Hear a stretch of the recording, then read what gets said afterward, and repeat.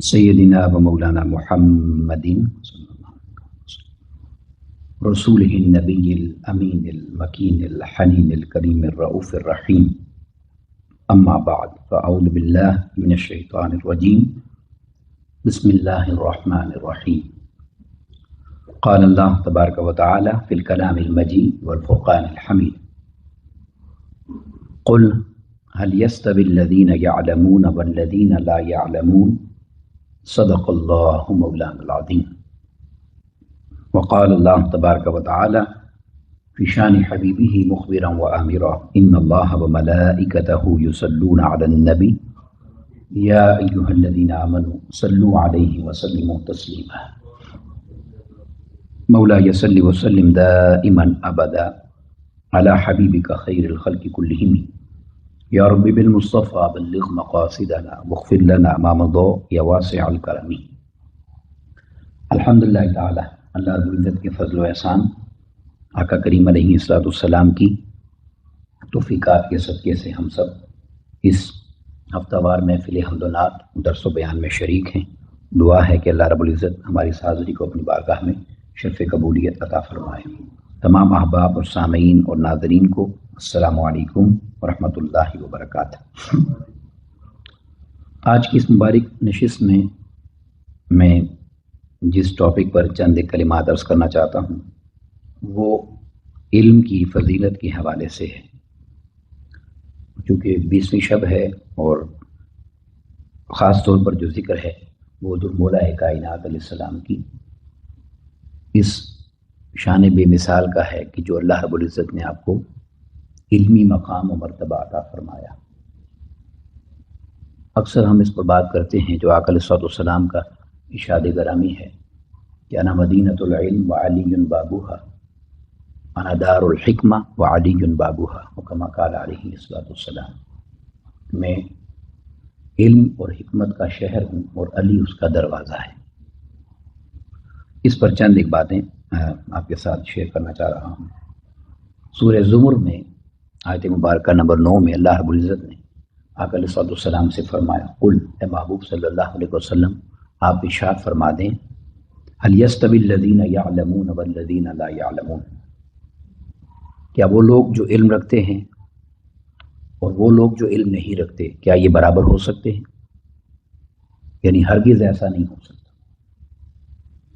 ایک مقام پر قرآن مجید نے یہ بھی کہا کہ کیا بینا اور نابینا برابر ہو سکتے ہیں؟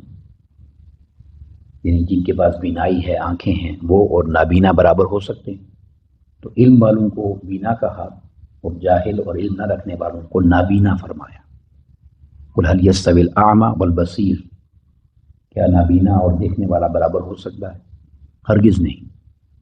تو گویا اللہ رب العزت نے علم کو حقیقی بصارت فرمایا ہے کہ حقیقت میں دیکھنے والے وہی ہیں کہ جو صاحبان علم ہیں۔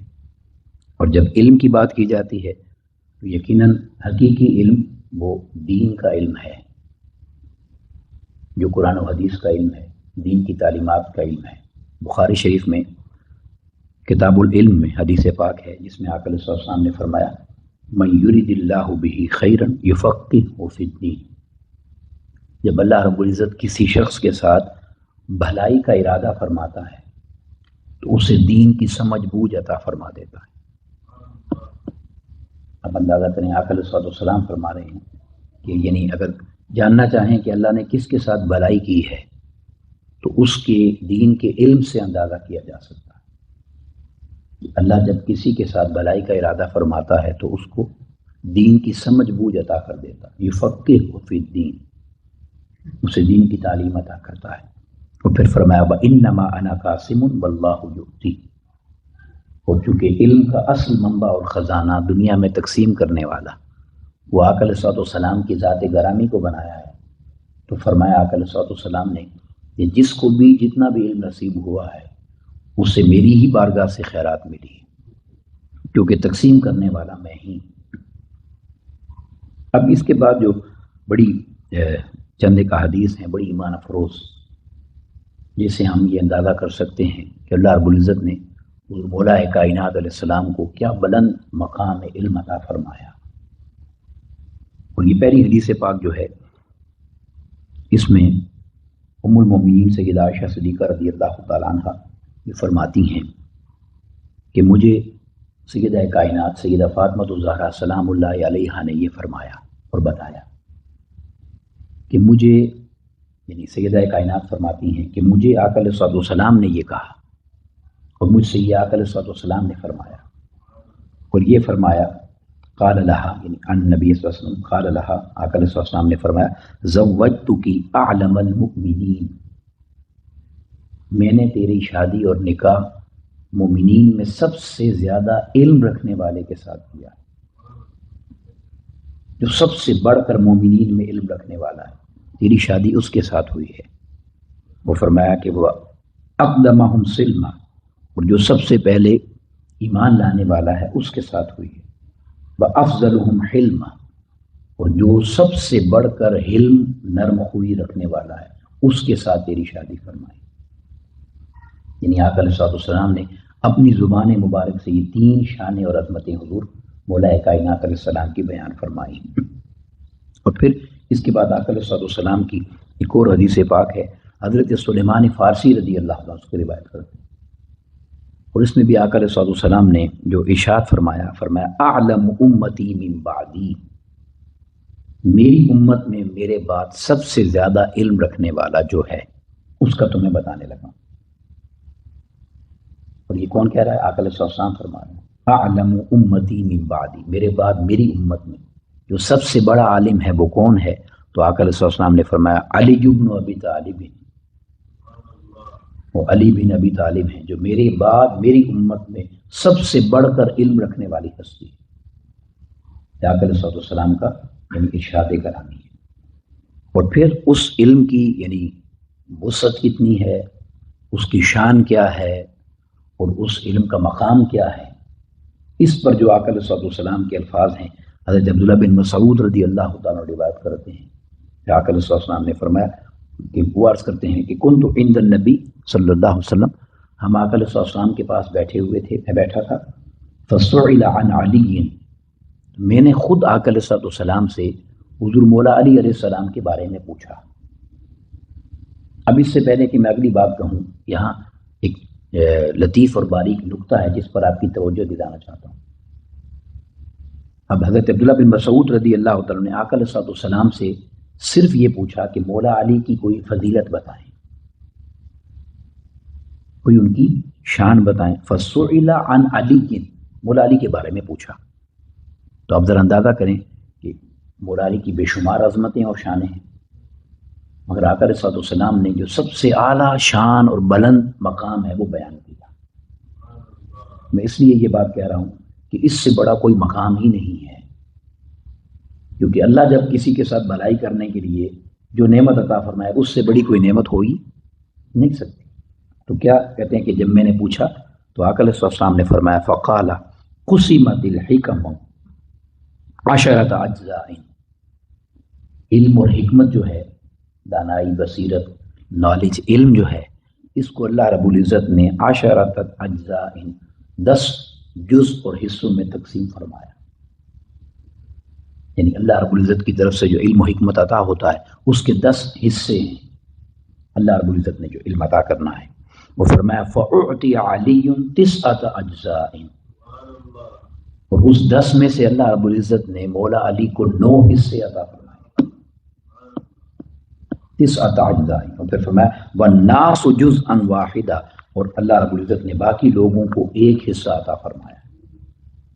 ابھی میں پہلے عرض کر چکا ہوں کہ تقسیم کا جو راستہ ہے وہ آقا علیہ الصلوۃ والسلام کی ذات گرامی کے ذریعے ہے جو منبع علم ہے، مگر انسانیت کی جب بات کریں، امت کی بات کریں، تو آقا علیہ الصلوۃ والسلام نے فرمایا کہ حکمت کے 10 جز ہیں، 10 حصے ہیں، اور ان 10 حصوں میں سے 9 حصے اللہ رب العزت نے مولا علی علیہ السلام کو عطا فرمائے۔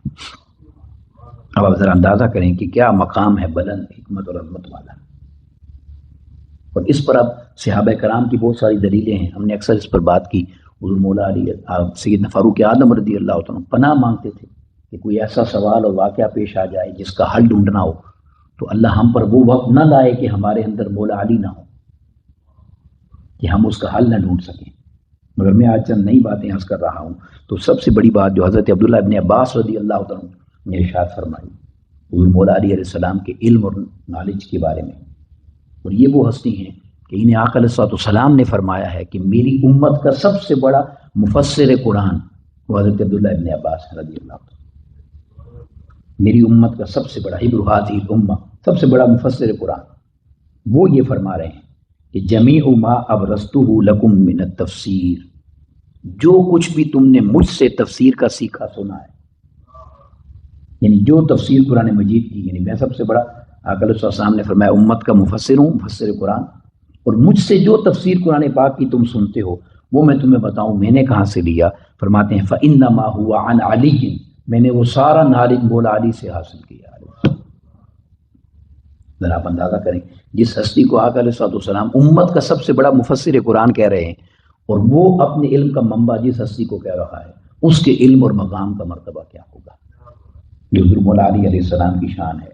اور پھر اس کے بعد حضرت سعید بن مسیب رضی اللہ تعالیٰ عنہ، یہ شاگرد ہیں حضرت عبداللہ ابن عباس رضی اللہ عنہ، جن کی پہلے بات کی، یہ ان کے شاگرد ہیں.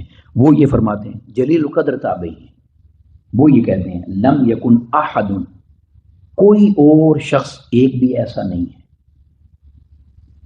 اب جب تابعی کہہ رہے ہیں تو اس کا مطلب ہے کہ نہ صحابہ میں ہے اور نہ تابعی میں ہے، تو اس کے بعد تو پھر یعنی درجہ بدرجہ مقام نیچے آ رہا ہے نا. تو تابعی یہ کہہ رہے ہیں کہ صحابہ ہوں یا تابعین ہوں، لم یکن احد، کوئی ایسا شخص نہیں ہے یقول، جس نے یہ کہا ہو سلونی، جو سوال کرنا چاہتے ہو مجھ سے کر لو. اتنا بڑا دعویٰ کہ کوئی شخص کوئی بھی سوال کر سکتا ہے. کہتے ہیں کہ آقا علیہ السلام کے بعد صحابہ میں تابعین میں کوئی شخص ایسا نہیں ہے جس نے یہ دعویٰ کیا ہو سلونی، مجھ سے سوال کرو، الا علی، سوائے مولا علی کے کہ وہ یہ فرمایا کرتے تھے جو جی چاہتا ہے مجھ سے پوچھ لو میں تمہیں جواب دے دوں. یہ تو مولا علی علیہ السلام کی یعنی شان ہے.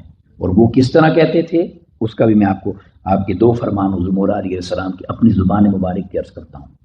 حضور مولا علی علیہ السلام فرماتے ہیں سلونی، مجھ سے سوال کرو، فإنکم لا تسألون عن شیء، کوئی چیز ایسی نہیں ہے جس کا تم مجھ سے پوچھو گے، فیما بینکم وبین الساعہ، اس وقت میرے تمہارے درمیان سے لے کر قیامت تک کوئی چیز ایسی ہے ہی نہیں جس کا تم پوچھو اور میں تمہیں نہ بتاؤں.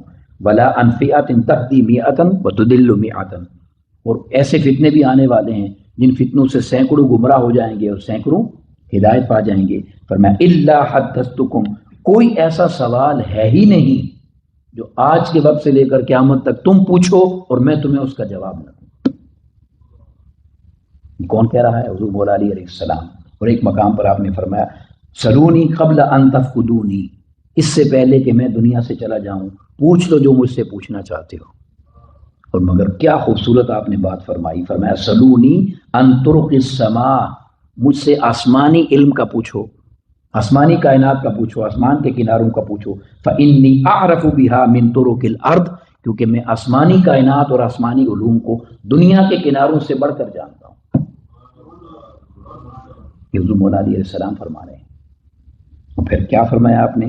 ایک مقام پر فرماتے ہیں حضور مولا علی علیہ السلام لو طویت لی وسادۃ، اگر میرے لیے مسند لگا دی جائے، یعنی آرام سے مجھے بٹھایا جائے، کوئی پوچھنے والا پوچھے آ کے 5 6 10 گھنٹے سوال کرے، میں مسند پر بیٹھا ہوں اور مجھ سے کوئی پوچھے تو فرمایا لحکمت بین اہل التوراۃ بتوراتہم،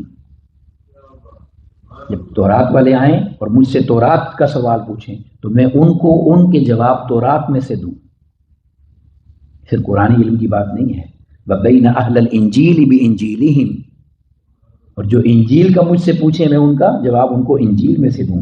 وہ فرمایا اب سنو ولو قلت فی الباء من بسم اللہ، اگر میں صرف بسم اللہ کی با پر بولنا شروع کر دوں اور تم اس کو لکھو اس تفسیر کو، تو فرمایا وقرا 70 جملا، تو 70 اونٹ بھی وہ تفسیر نہیں اٹھا سکتے جو میں ایک با کی تمہارے سامنے بیان کر سکتا ہوں.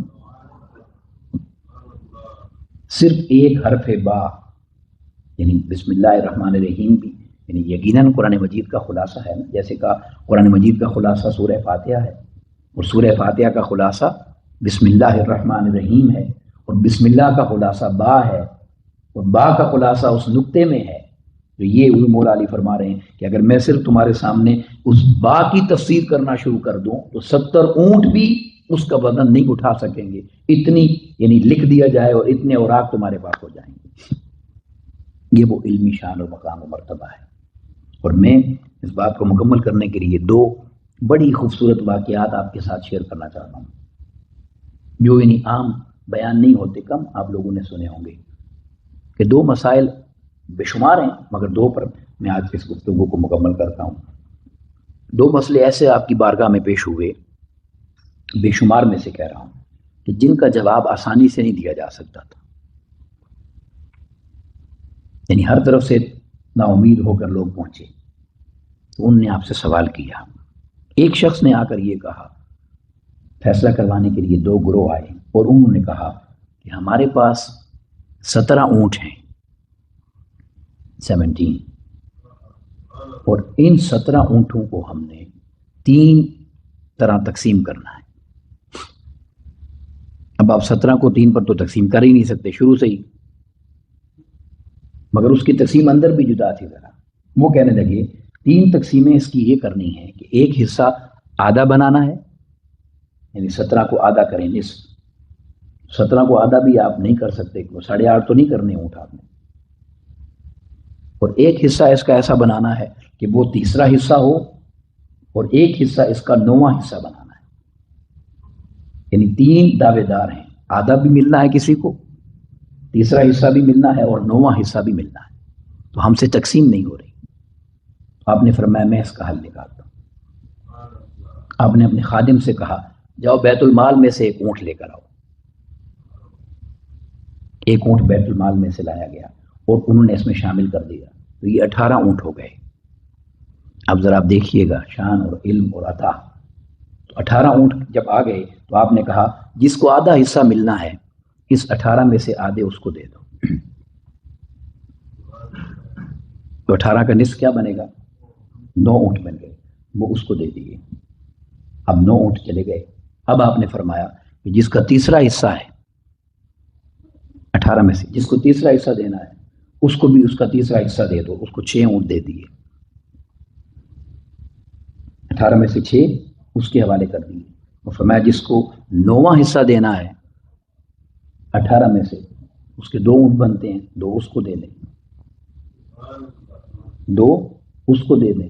اب آپ ذرا ان کو کاؤنٹ کریں کہ یہ ٹوٹل کتنے بنتے ہیں، 9، 6 اور 2، 17 اونٹ بن گئے۔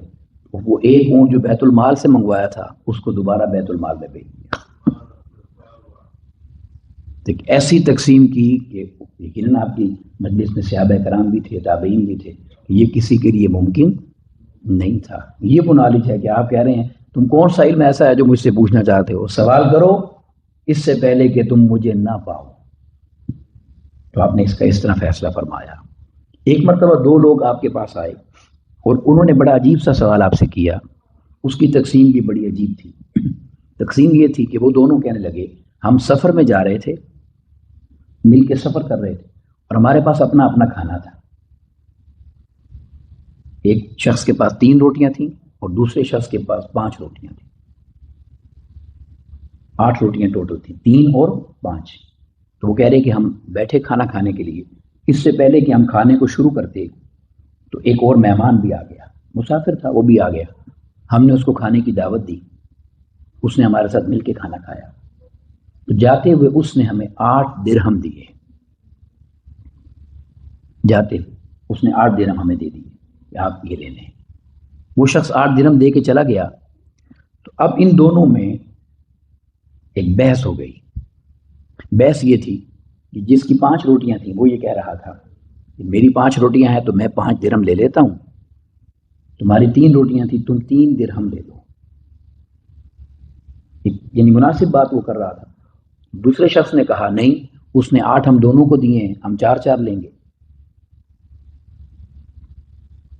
یعنی دونوں اپنے طور پر درست بات کر رہے تھے۔ وہ بھی کہہ رہا تھا اس نے چونکہ ہم دونوں کو دیا ہے آدھا آدھا کر لو، یہ کہہ رہا تھا کہ میرے پاس چونکہ روٹیاں زیادہ تھیں میں 5 لے جاتا ہوں، تم 3 لے لو۔ اب ان کا فیصلہ نہیں ہو رہا تھا، تو انہوں نے کہا چلو ہم مولا علی علیہ السلام کی بارگاہ میں جا کر فیصلہ کرواتے ہیں۔ جب وہاں پہنچے مسئلہ پیش کیا گیا تو آپ نے دونوں کی بات سن کر 3 روٹیوں والے سے یہ کہا یہ تمہارے لیے اچھا فیصلہ کر رہا ہے، یہ جو فیصلہ کر رہا ہے یہ تمہارے حق میں بہتر ہے ورنہ نقصان میں جاؤ۔ اس کو بات سمجھ نہ آئی، اس نے کہا نہیں حضور آپ تقسیم کر کے دکھائیں، ہمارا حصہ کیا بنتا ہے۔ آپ نے پھر اس کو آفر کروائی کہ بھئی یہ تمہیں خود دے رہا ہے لے لو۔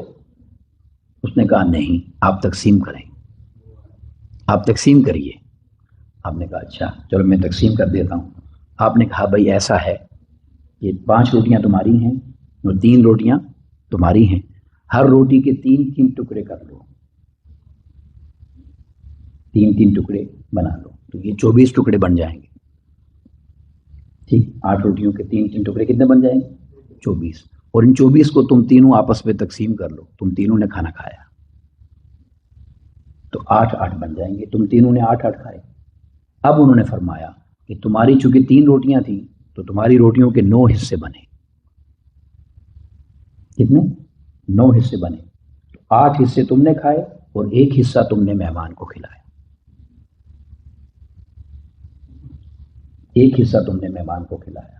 اس کی 5 روٹیاں تھیں، اس کے 15 حصے بنے، تو 8 حصے اس نے کھائے اور 7 حصے اس نے مہمان کو کھلائے ٹکڑے۔ تو چونکہ تم نے 1 حصہ اور 1 ٹکڑا مہمان کو کھلایا تو تمہارا 1 درہم بنتا ہے، اس نے 7 ٹکڑے کھلائے ہیں تو اس کے 7 درہم بنتے ہیں۔ اب کوئی شخص کسی کی جرت اور مجال نہیں تھی کہ وہ بات کر سکے۔ پھر آپ نے فرمایا کہ میں تمہیں اسی لیے پہلے کہہ رہا تھا کہ یہ اپنی مرضی سے جب تمہیں 3 دے رہا ہے تو وہ تمہارے لیے بہتر ہے، اگر تم نے چونکہ تقسیم اور عدل کی بات کی ہے تو تمہارا پھر 1 ہی حصہ بنتا ہے۔ اب یہ میں نے اس لیے نجی طرح کے مسائل بتائے، ورنہ کئی دفعہ کئی یہودی آئے، کئی عیسائی آئے، انہوں نے بڑے عجیب سوال کیے آپ سے، عجیب و غریب کائنات کی حقیقتوں کے سوال، مگر روئے زمین پر کوئی شخص ایسا نہ تھا کہ جو حضور مولا علی علیہ السلام کی بارگاہ میں کوئی سوال لے کر آیا ہو اور آپ نے اس کو جواب نہ دیا ہو، کیونکہ یہ وہ دسترخوان ہے کہ جس دسترخوان کو سارا نالج اور علم اور خزانہ جو ملا ہے وہ آقا علیہ السلام کی مبارک بارگاہ سے ملا ہے۔ اب میں ایک روایت کے الفاظ پر میں گفتگو کو مکمل کرتا ہوں، بڑے ایمان افروز الفاظ ہیں، اس کو ذرا توجہ سے سنیے۔ آقا علیہ السلام نے فرمایا من اراد ان ينظر الى آدم فی علمہ، جو شخص یہ چاہتا ہے کہ وہ حضرت آدم علیہ السلام کے علم کا نظارہ کرے، اور وہ علم کون سا ہے؟ وعلم آدم الاسماء کلھا، میں نے آدم علیہ السلام کو تمام علوم اور اسماء سکھا دی۔ میں جو آدم علیہ السلام کے اس اللہ رب العزت کے سکھائے ہوئے علم کا نظارہ کرنا چاہتا ہے، جھلک دیکھنا چاہتا ہے، وَإِلَى نُوحٍ فِي فَهْمِهِ، اور جو نوح علیہ السلام کے فہم کا نظارہ اور جلوہ کرنا چاہتا ہے، وَإِلَى إِبْرَاهِيمَ فِي حِلْمِهِ، اور جو ابراہیم علیہ السلام کی علم اور بردباری کا نظارہ اور جلوہ کرنا چاہتا ہے، وَإِلَى يَحْيَى فِي زُهْدِهِ، اور جو یحییٰ علیہ السلام کے زہد کو دیکھنا چاہتا ہے کہ جب 4-5 سال کی عمر مبارک تھی تو جنگلوں میں جا کر روتے اور اللہ کی یاد میں اتنا روتے کہ سننے والے جانور بھی کھانا پینا چھوڑ دیتے اور رونے لگ جاتے۔ فرمایا جو یحییٰ علیہ السلام کے زہد کا نظارہ کرنا چاہتا ہے، اور پھر فرمایا وَإِلَى مُوسَىٰ فِي بَطْشِهِ، اور جو چاہتا ہے کہ موسیٰ علیہ السلام کی گرفت کا نظارہ کرے اور ان کی شان کو دیکھے تو فرمایا فَلْيَنْظُرْ إِلَىٰ عَلِيِّ بْنِ أَبِي طَالِبٍ، تو وہ اس علی کو دیکھ لے۔ یہ اللہ رب العزت نے ساری عظمتیں جو انبیاء کرام کو عطا کی اس کی جھلک اللہ نے میرے صدقے مولا علی کو عطا کر دی۔ یہ وہ ہستی ہیں کہ جس کو اللہ رب العزت نے یہ مقام اور یہ عزت اور یہ شان عطا فرمائی۔ اللہ رب العزت ہم سب کو آقا علیہ السلام اور حضور کے صحابہ کرام اور حضور کی اہل بیت پاک کا ادب اور احترام عطا فرمائے، اور ہمیں ان مقدس ہستیوں کی محبت میں جینا اور مرنا نصیب فرمائے۔ وما علینا الا البلاغ المبین۔ السلام علیکم